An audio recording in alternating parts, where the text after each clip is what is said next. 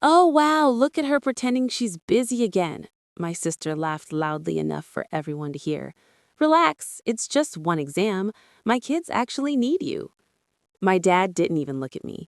He simply slid his phone across the table and said, calm and final, cancel it. Family comes first. You can retake exams. Your sister can't retake motherhood. Everyone smiled as if it were reasonable, as if it were kind, and something inside me went very, very quiet. Because this wasn't the first time my life had been paused for hers. It was just the first time they asked me to erase something that had my name on it, my future, stamped in black ink on an exam schedule I'd carried for months, like a fragile promise. Hi, everyone. My name is Malene Carter, and in my family, I was always the reliable one, the quiet one, the one who adjusted. I nodded. I always nodded. I'll handle the kids, I said softly, eyes on my tea so they wouldn't see what was burning behind them. My sister Lily leaned back, satisfied. See, Malene gets it. What she didn't get, what none of them ever got, was how much it costs to always be the one who gets it. The house smelled like pancakes and baby lotion, and the sharp sting of disappointment I'd learned to swallow. Lily started listing schedules, nap times, snacks, which cartoon kept the youngest calm. My dad added, make sure you don't leave the house. We don't want any surprises. Surprises like I had ever been unpredictable? I went upstairs to my room, closed the door, and sat on my bed with my phone in my hands, staring at the exam hall address like it was a secret doorway. My hands were shaking, not from fear, but from clarity. I packed my bag slowly. Calculator, student ID, the blue pen my professor said brought good luck, even though I didn't believe in luck anymore. Just timing and courage, and how long you could hold your breath before choosing yourself. Downstairs, Lily was already handing me the baby monitor. You're such a lifesaver, she said. I don't know what I'd do without you. I smiled. Polite. Perfect. Then I said, of course, I'll stay right here. They left 20 minutes later, convinced my world had shrunk again to fit inside their plans. The front door clicked shut, and for the first time in my life, I didn't stay where they put me. I picked up my bag, slipped on my shoes, and whispered to the empty hallway, just this once, I choose me. Outside, the air felt different, like it was watching, and somewhere between the front steps and the street, I realized this wasn't just an exam I was walking toward. It was the moment they'd never forgive me for, and I hadn't even done it yet. The bus smelled like cold metal and someone's cheap cologne. My knee kept bouncing, not because I was late, I wasn't, but because I kept waiting for my phone to explode in my hand, for Dad to realize the house was too quiet, for Lily to notice the baby monitor still on the table, for someone to finally see the gap where I always stood. My phone stayed silent. Outside the window, the city slid past in gray blocks and wet pavement. I watched students climb on and off, clutching folders, whispering formulas, living inside futures no one had tried to cancel for them. I pressed my student ID between my fingers, like a shield. At a red light, my phone buzzed. Dad, where are you? Dad, Lily just called. The kids are crying. Dad, don't do this. Malene. My throat tightened, but my hands stayed steady. I typed nothing. Not yet. When the bus stopped near campus, I stepped down into a wind that smelled like rain and coffee and something sharp and awake. My shoes splashed through a shallow puddle, and I laughed under my breath, a small, broken sound, like I'd forgotten how. The exam hall was already buzzing, hundreds of voices, nervous and alive. I took my seat in the third row, middle, exactly where I'd planned weeks ago. I set my bag down, and then my phone lit up again. Mom, your sister is in tears. Mom, how could you leave when they needed you?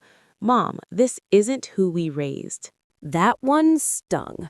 Not because it was true, but because it was almost true.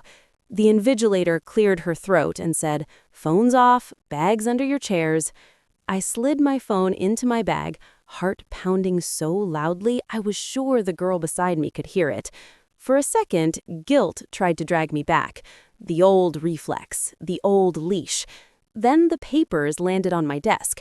My name was printed at the top, and suddenly I wasn't thinking about crying toddlers or angry parents or Lily's perfect life that I kept holding up like scaffolding. I was thinking about everything I had built quietly in the corners they never looked at. Pens scratching, pages turning, time moving forward without permission. Halfway through the exam, I felt lighter. Not happy, not safe, but real. When it ended, my hands were numb, my head spinning, and my chest felt like it had finally taken a full breath after years underwater. Outside the hall, sunlight broke through the clouds in thin gold lines. I took out my phone. 37 missed calls and one message that made my stomach drop. Lily, if something happens to my kids, this is on you. My fingers hovered over the screen. Then I opened my camera, turned it toward the campus sign behind me, and took a photo. Proof I had chosen something they never chose for me. I didn't send it yet because I didn't realize they were already building the story where I was the villain, and I was about to give them the picture to hang it on.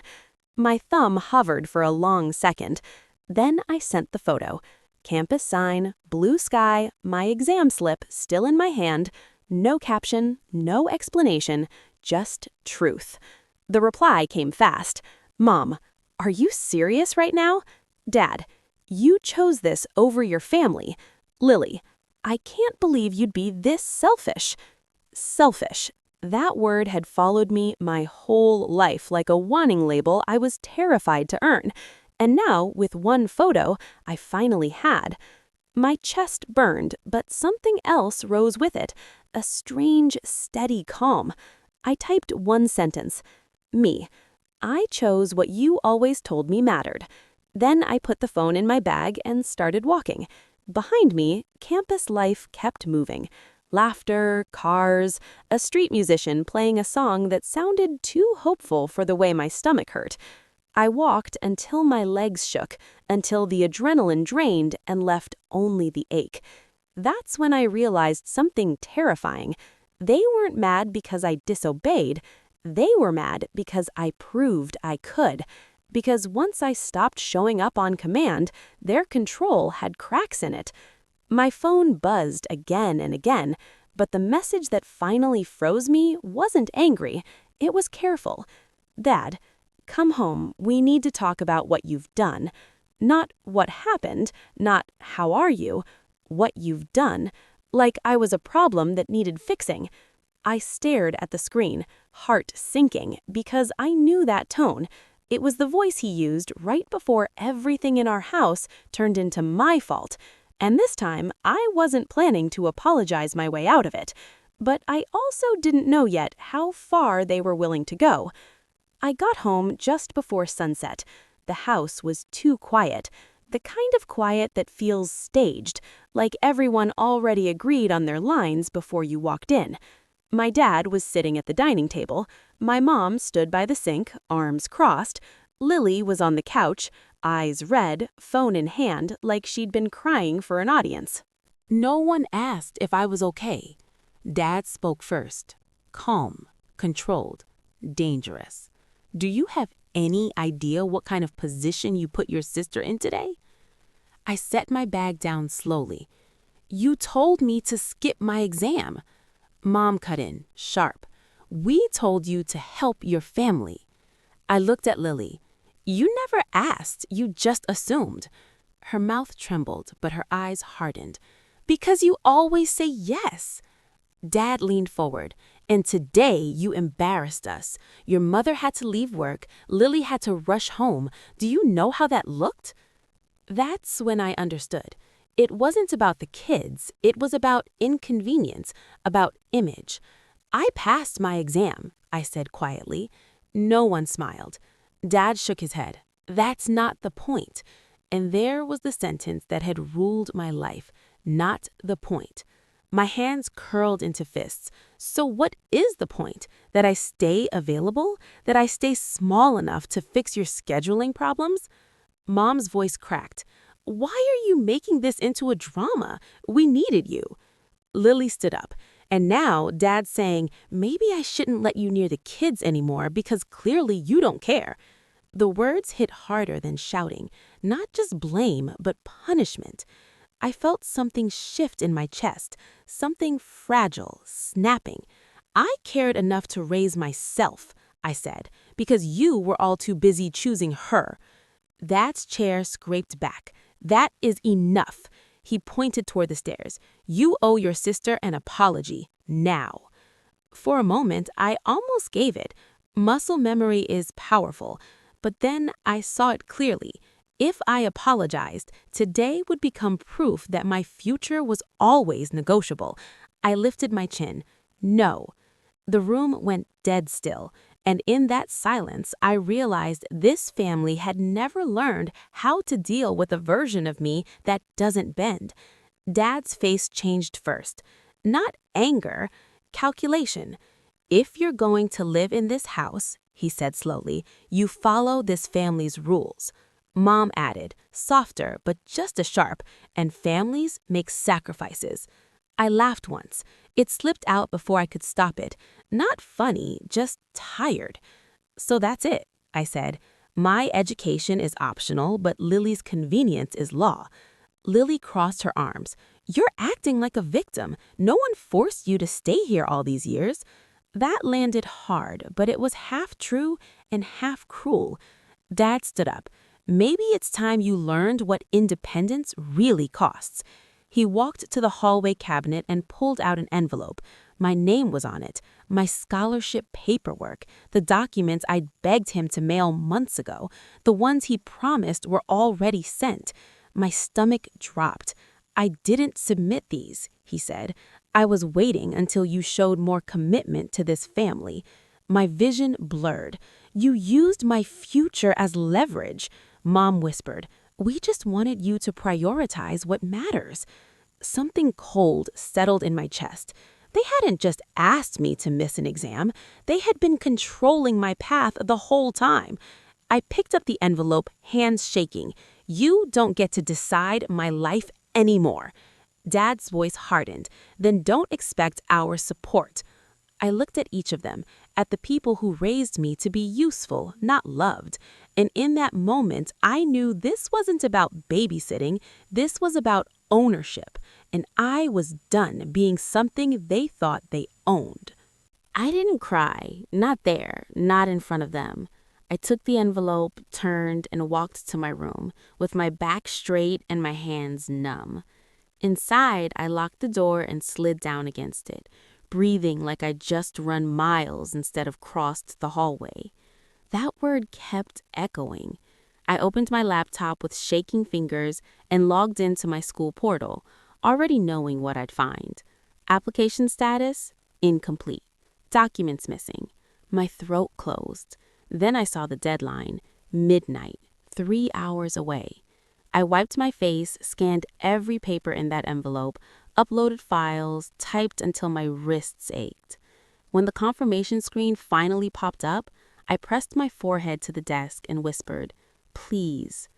Outside my door, I heard Lily's voice.